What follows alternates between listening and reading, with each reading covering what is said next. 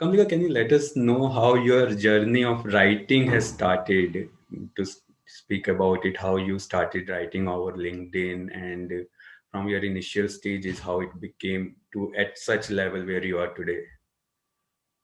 Quite honestly, I've never really viewed myself as someone who writes. I've always been someone who loved reading. Like, even when I was a little girl, the best birthday presents I've ever received were the books that people gave to me as opposed to, dolls or whatever that other girls played with.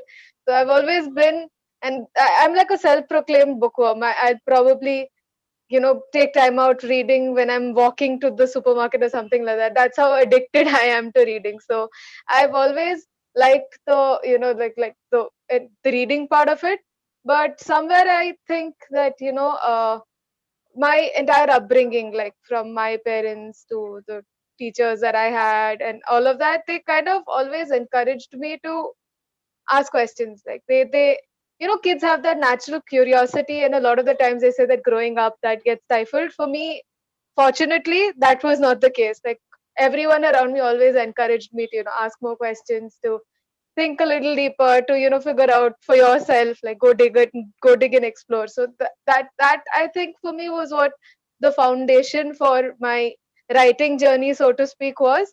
I would start trying excavating answers on my own, not be satisfied with what has been written or published elsewhere, and then come up with my own ideas on that. So that is probably where I started off. And uh, that's the thing. So a lot of the things that I do write is probably what I've read plus my experience put together, which is why a lot of people say that, oh, this is a very fresh perspective. To me, it's what I've been doing my whole life. So I don't really still see myself as someone who writes. Like I call myself a dilettante writer for a reason. I don't do this, I just do it as out of fun, or because there are some unanswered questions that I like answered. So that's probably where I see myself, more of a consumer of content and occasionally putting out a few bits and pieces here and there.